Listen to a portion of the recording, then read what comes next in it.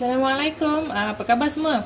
Okey, hari ini kita nak buat banyak orang suka makan, iaitu goreng pisang berkeju dan bercoklat lah. Dan saya akan tunjukkan sebenarnya very simple. Kita menggunakan rice flour. Okey, kita nak goreng pisang dululah. Sebenarnya goreng pisang semua orang tahulah pakai rice flour, tapi ada cara masing-masing. Dan saya juga menggunakan telur. Okey. Dan semua pakai letak-letak aja, senang. Dan kapur untuk merangupkan. Bismillahirrahmanirrahim.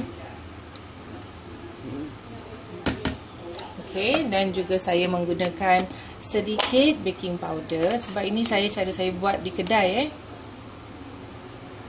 Okey, dan juga garam. Bismillahirrahmanirrahim. Dan juga saya menggunakan sedikit gula dalam satu sendok kecil saja. Dan juga air, lepas tu diratakan. Okey, warna sedikit saja. Okey. Dan lepas tu kita pun letakkan air. Dan kita kacaulah sehingga rata. Okey, bismillahirrahmanirrahim. Dan kita pun masukkan. Okey, kalau kita nak buat goreng pisang cheese, pisangnya harus dipotong ya. Maksudnya macam daripada 2 kita belah memanjang lah. Jadi kita masukkan semua dan kita akan goreng satu persatu. Okey.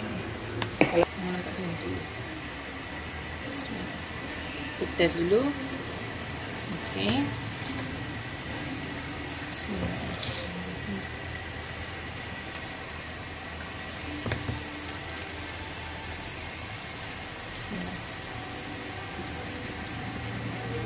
Sebenarnya goreng pisang cheese ni banyak orang suka makan anak-anak saya pun suka makan. Jadi kalau suka makan memang suka buat lah. Benda yang saya tak suka makan, anak tak suka makan, saya pun tak suka buat lah. Sebab kalau buat nanti dia tak makan, sayang, buang-buang kan. Okey, dan kita akan menggoreng sehingga dia masak kekuning-kuningan. Dan kemudian saya akan tunjukkan macam mana nak buat lepas ni. Okey, setelah pisang dah digoreng, pisangnya diaturkan lah. Kalau kita letak kat piring, kita letak kat piring aja. Ni sebab saya nak kasih jiran-jiran. Jadi, okey. Ada yang tanya, kenapa kak saya buat tak jadi kak pisang kejunya? Okey, adik yang dulu ada selalu datang kat kedai saya, adik dah cuba dah buat kan, letak kapur. Okey, dan sebab saya tak ada susu coklat, saya menggunakan susu biasa saja. Okay, ini semua akan melemakkan lagi. Bismillahirrahmanirrahim.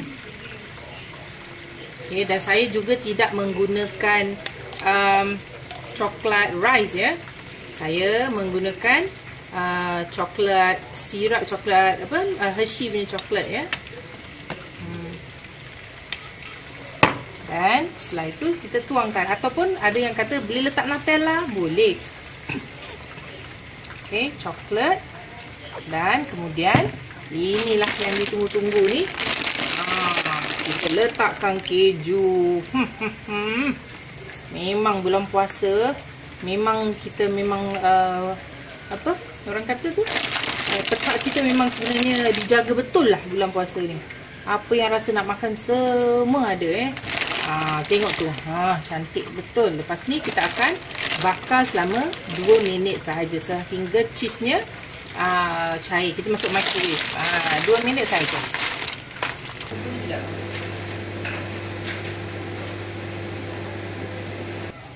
Okey, inilah dia. Tak sampai seminit dia punya cheese pun dah menjadi cair. So inilah dia goreng pisang berkeju yang senang sebenarnya nak buat. Kita buat boleh dapat banyak. Jadi seperti saya di luar sana yang banyak anak, buat sendiri lagi baik. So kalau tak ada masa, then no choice lah. Jadi cuba, jangan tak cuba. Kalau kita tak cuba, kita tak tahu. So selamat mencuba. InsyaAllah kita akan jumpa lagi lain kali. Terima kasih. Assalamualaikum.